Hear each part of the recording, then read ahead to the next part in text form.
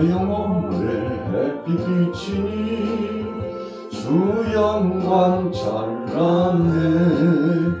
이 세상 어떤 빛보다 이 빛 더 빛나네. 주의 영광 빛난광 내게 비춰 주시옵소서. 그 밝은 얼굴 배울 때 나의 영혼 기쁘다. 내 영혼에 노래 있으니 주 찬양합니다. 주 귀를 기울이시사 다 듣고 계시네. 주의 영광 빛난광 내게 비춰 주시옵소서. 그 밝은 얼굴 배울 때 나의 영혼 기쁘다. 내 영혼의 봄날 되어서 주 함께 하실 때 그 평화 내게 깃들고 주 은혜 꽃피네. 주의 영광 빛난광 내게 비춰 주시옵소서. 그 밝은 얼굴 배울 때 나의 영혼 기쁘다. 내 영혼에 희락이 있고 큰 소망 넘치네. 주 예수 복을 주시고 또 내려주시네. 주의 영광 빛난광 내게 비춰 주시옵소서. 그 밝은 얼굴 배울 때 나의 영혼 기쁘다. 오늘 본문 말씀을 통해서 4,000명을 먹이신 예수님, 4,000명을 먹이신 예수님이라는 제목으로 함께 은혜를 나누고자 합니다.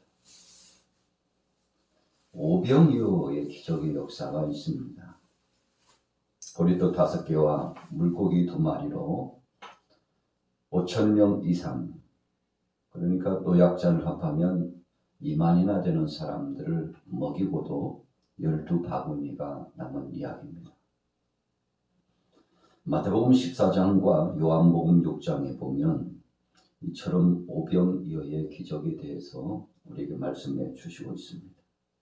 그런데 오늘 본문은 어떤 말씀을 우리에게 주시고 계십니까? 칠병이어의 기적을 말씀해 주시고 있습니다. 이 칠병이어의 기적과 오병이어의 기적은 공통적인 의미가 있습니다. 어떤 의미일까요? 예수님께서 무리들을 긍휼히 여겨주셨다는 것입니다. 불쌍히 여겨주셨어요. 오늘 2절에 말씀하는 것처럼 내가 무리를 불쌍히 여기노라.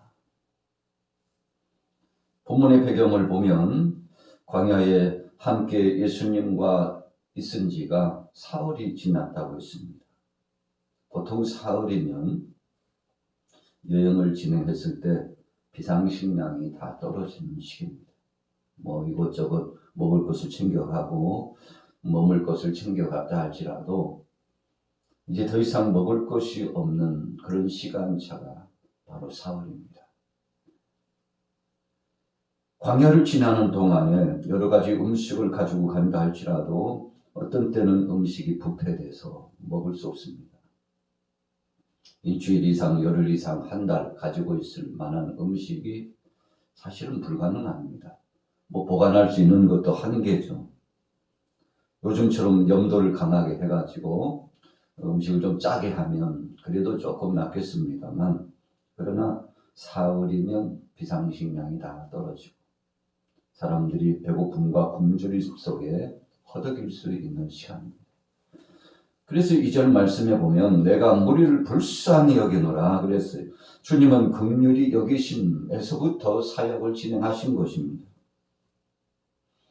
그들이 나와 함께 있은지 이미 사흘이 지났으나 먹을 것이 없다.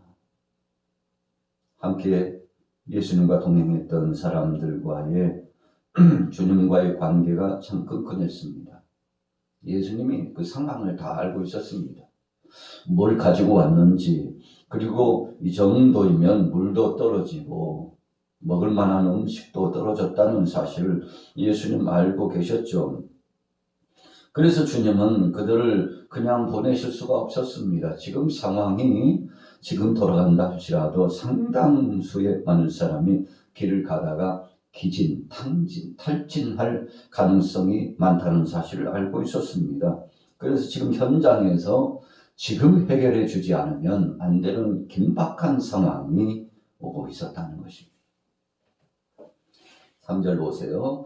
만일 내가 그들을 굶겨 집으로 보내면 길에서 기진하리라. 그 중에는 멀리서 온 사람들도 있느니라. 자, 왜 멀리서 왔다는 사실을 예수님께서 부각시켰을까요? 우리가 여행길을 진행하다 보면 어디서 왔느냐에 따라서 그 컨디션이 다를 수 있습니다. 물론 음식류 같은 경우 관리도 더더욱 그렇겠죠. 시간차도 마찬가지고요. 조금 더 멀리서 온 사람은 멀리서 온 만큼 그들에게 있어서는 절박한 상황이라는 것을 우리가 알 수 있습니다. 그런데 예수님은 바로 그런 사람들에게 굉장한 관심을 갖고 있었습니다. 일반적인 사항이죠. 누구나 가질 수 있는 생각이라고 할 수 있습니다. 그러나 평범한 생각 속에 주님의 사랑이 함께하고 있었다는 것입니다. 이 사랑 때문에 무수한 사람들이 예수님을 쫓아왔을 것으로 우리는 생각하는 거죠. 주님은 몸을 아끼지 않으셨습니다. 자신이 가진 것을 다 나눠주기를 원하셨습니다. 그래서 어찌 보면 예수님께서는 제자들이 가지고 있는 것 중에서 나누기를 원하셨을지도 모릅니다. 마태복음 15장 나타나고 있는 이 칠병이어의 귀정, 공통적으로 말씀하고 있는 그 의미가 오늘 마가복음 속에도 함께 나타나 있습니다. 그런데 굶겨 집으로 보내면 길에서 기진한다. 그래서 저들을 긍휼히 여기고 배불리도록 하는 것이 예수님의 뜻이었습니다. 자, 제자들의 태도를 보세요. 4절에 제자들이 대답하되 이 광야 어디서 떡을 얻어 이 사람들로 배부르게 할 수 있으리까? 예수님 지금 불가능한 것을 하시려고 하는 것입니다. 아무리 저들이 긍휼히 여기시는 바 되는 대상이라 할지라도 마음뿐이지 무슨 소용이 있겠습니까? 걱정한다고 되는 거 아닙니다, 선생님. 그냥 보내는 것이 훨 나을 일이죠. 이 제자들의 판단과 결정은 그런 것이었습니다.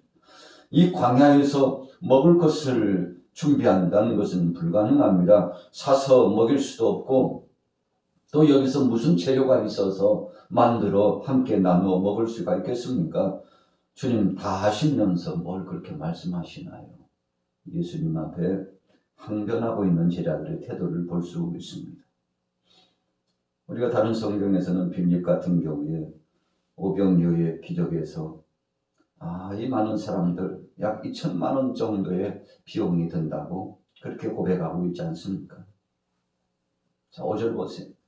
예수께서 물으시되 너희에게 떡 몇 개가 있느냐 이르되 7이로소이다 하거늘.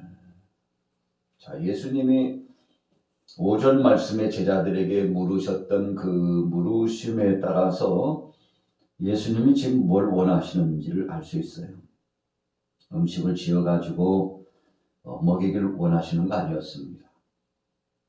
또 어디서 뭘 사다가 먹이도록 그렇게 주님이 원하셨던 것도 아닙니다. 그냥 단순했습니다. 5절 말씀에 의하면 너희가 가지고 있는 것 몇 개가 있느냐? 그것 가지고 내가 오늘 기적을 나타내려고 하니 저들 그냥 보낼 수 없다. 사흘 동안이나 이 광야에서 머물렀는데 가다가는 기진해서 혹은 어떤 사람들은 쓰러져 병색해지고 죽을 수도 있다는 것이죠. 이 제자들이 떡 7개입니다. 또 물고기 2마리입니다. 이것밖에 없어요. 주님 어떻게 하시렵니까?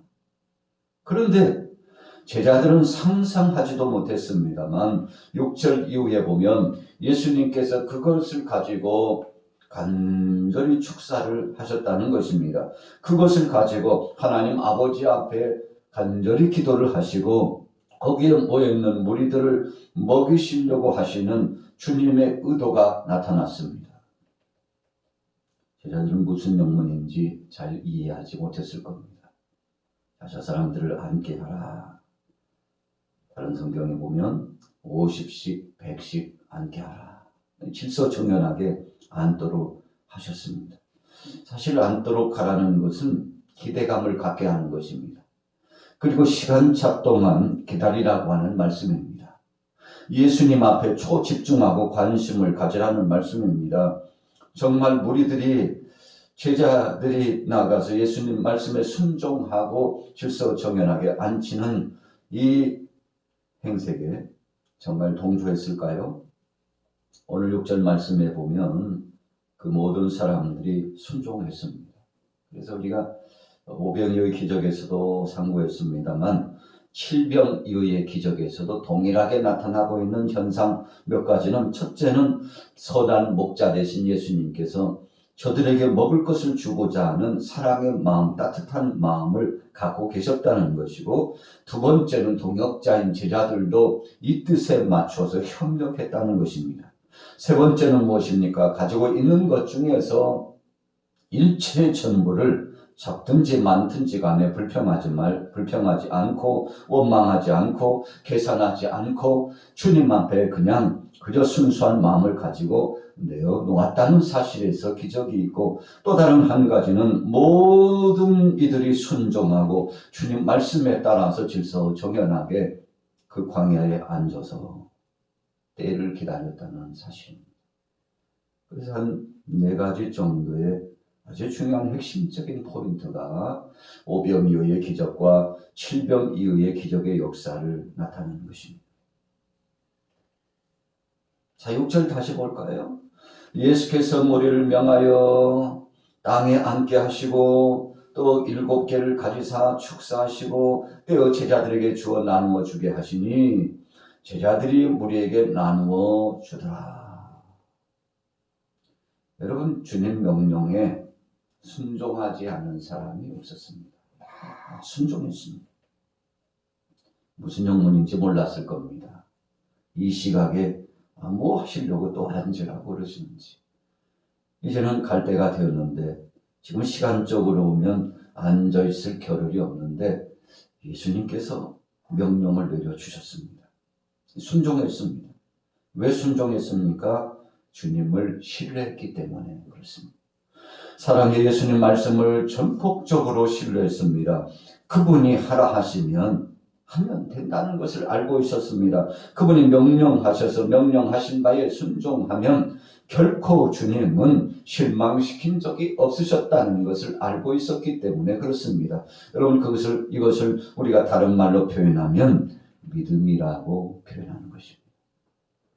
바로 상대를 절대적으로 믿는 것입니다. 그래서 믿음이라고 하는 것은 절대자이신 하나님의 그 섭리와 뜻을 전폭적으로 의지하고 신뢰하여 쫓아나가며 결단하고 충성하는 것이 믿음의 정의죠. 자, 무리들이 예수님을 믿었습니다. 고대하고 있는 저들을 예수님은 실망시키지 않으셨습니다. 축사하시고는 제자들에게 나누어 주라고 하셨는데 나누어 주고 오면 또 있고 나눠주고 오면 또 있고. 어디서 할 수 있습니까? 그 많은 무리들에게요, 일순간 나눠줄 수는 없습니다. 순차적으로 나눌 수밖에 없습니다. 그냥 무리들이 와가지고 줄 서서 받아갔다 할지라도요, 그냥 5,000명이 나눌 수 있다는 것은 시간차가 필요합니다. 차근차근 진행되는 것입니다. 마치 공중에서 눈이 내리듯이 소낙비가 내리듯이 뿌리는 것이 아니라는 것입니다. 상당한 시간이 지나는 것입니다. 차곡차곡 순차에 따라서 나눔을 가졌다는 것을 의미합니다. 그런데도 신기하게도 나누면 또 준비되어 있고 나누면 또 준비되어 있고. 여러분 한번 상상해 보세요. 5천 명 혹은 4천 명, 많게는 약 2만 명. 오늘 본문처럼 4천이라고 하면 446, 16,000명 정도 되는 엄청난 많은 사람들이 나눔을 가졌는데 참 대단한 역사입니다. 7절에 보세요. 또 작은 생선 2마리가 있는지라 이에 축복하시고 명하사 이것도 나누어 주게 하시니. 자, 첫째는 떡을 나눴고요. 두 번째는 생선을 나누도록 하여 주셨습니다. 그래서 질병 이후에 기적의 역사가 나타났습니다. 오늘날도 많은 세상 사람들은 성경 속에 나타나고 있는 오병이어, 칠병이어의 기적, 또 무리로 걸으신 주님의 그 이야기, 또 죽은 자를 살리신 역사, 심지어는 예수님께서 부활하신 일까지 얼마나 따져 묻고요, 의심하고요. 참 성경은 부황방하다고, 거짓말도 참 잘한다고, 아이고 좀 할만한 얘기를 써 내려가야지 어떻게 저렇게 참 말도 안 되는 이야기가 있느냐라고 여러분 사람들이 조롱거리로 삼고요, 비난하는 사람들 꽤 있습니다. 어떤 사람들은 목회자들까지도, 또 심지어는 믿음이 있다고 하는 사람들까지도 이런 기적의 역사를 의심합니다. 그리고는요, 뭐 설화에 불과한 것이지, 전설의 이야기에 불과한 것이지, 그냥 재미있으라고 정리해 놓은 책의 이야기인 것이지, 이렇게 생각하는 사람이 있어요. 그래서 성경에 나타난 말씀을 순수하게 믿음으로 받아들이지 않고 그냥 자의적인 해석을 가지고 자가복음을 만들어 가지고 내가복음을 만들어서 재정리하는 사람들이 꽤 많습니다. 성령의 역사는 2000년 전에나 나타나지 지금도 성령의 역사는 나타나는 것이 아니야. 오순절날 마가의 다락방에 그때나 나타나는 것이지 지금은 아니라니까. 옛날에나 병이 고쳐지는 것이지 지금은 아니야. 그때는 특별하니까 그냥 특별한 시대에 나타났던 것이지 지금도 기적이 나타나고 치료와 회복이 나타나는 거 아니라니까. 여러분, 이렇게 인간적인 생각을 가지고 믿지 않고 인정하지 않는 사람 꽤 많이 있습니다. 성령의 역사의 말씀을 하고 또 사탄에 대한 말씀, 귀신의 역사에 대한 말씀, 하나님이 주신 생명의 말씀을 통해서 영적인 이야기를 하면 그것을 순수성 있게 믿음으로 받는 사람 많지 않다는 것입니다. 왜 그렇습니까? 바로 믿음의 분량의 차이기 때문에 그렇습니다. 자, 그러나 오늘 예수님께서 기적의 역사를 나타내 주셨는데 8절에 보세요. 배불리 먹고 남은 조각 7 광주리를 거두었으며. 여러분, 오병이어의 기적에서는 12바구니를 거두었는데 7병이어의 기적에서는 오늘 7 광주리를 거두었으며. 먹고도 남는 것이 하나님의 뜻입니다. 그것도 그냥 먹는 것이 아니라 배불리 먹고 그랬어요.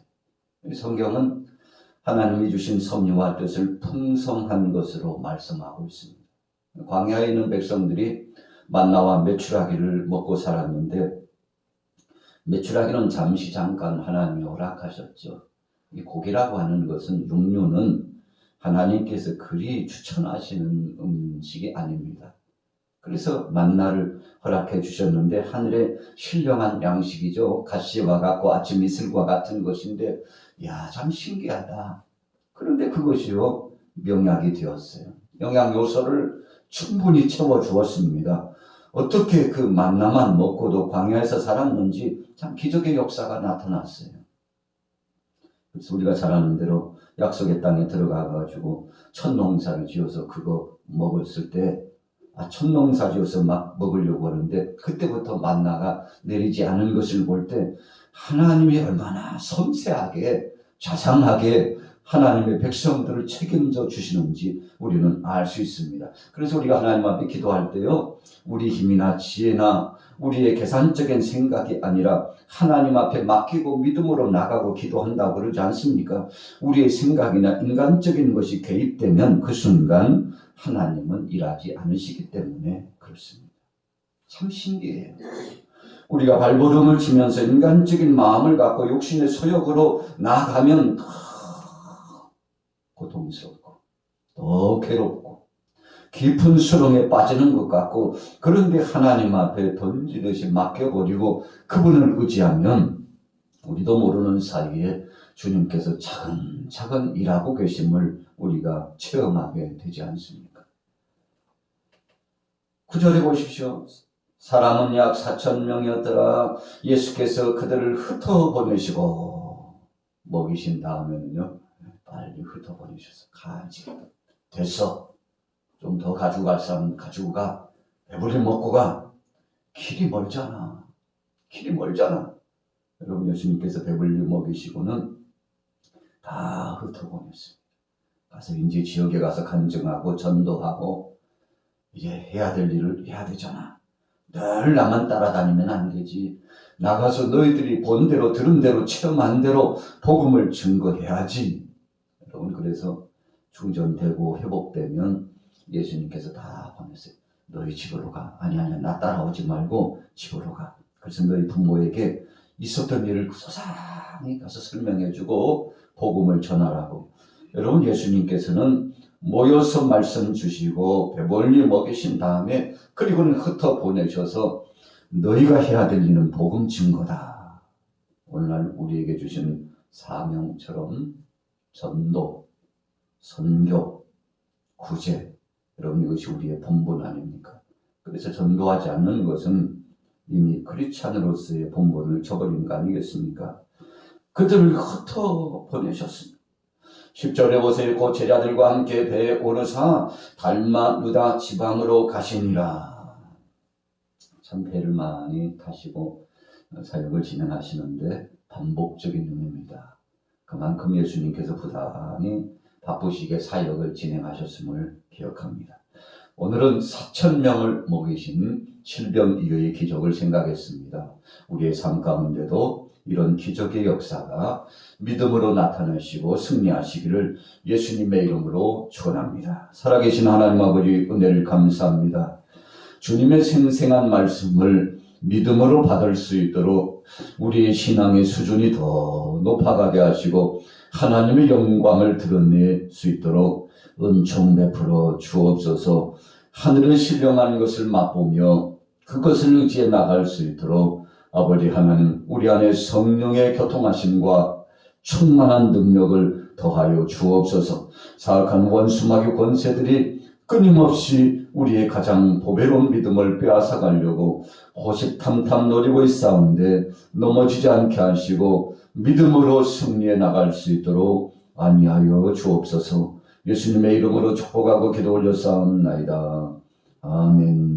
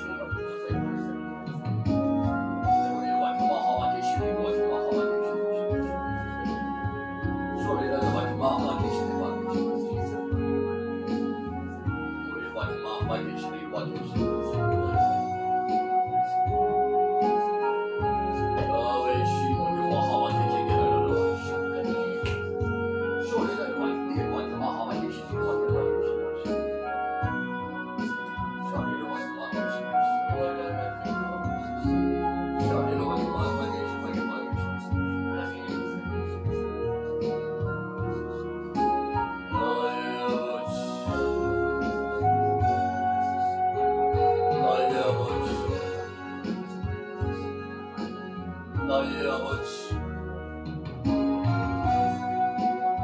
아버지, 나의 평안, 이루어지길 바랍니다.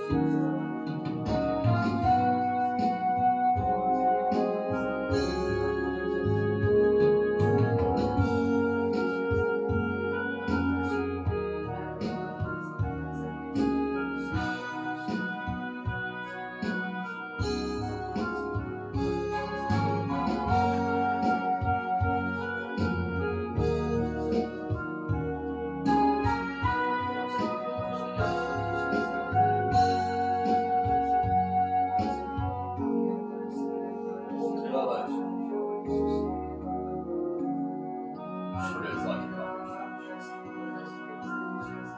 화하지 마십시오.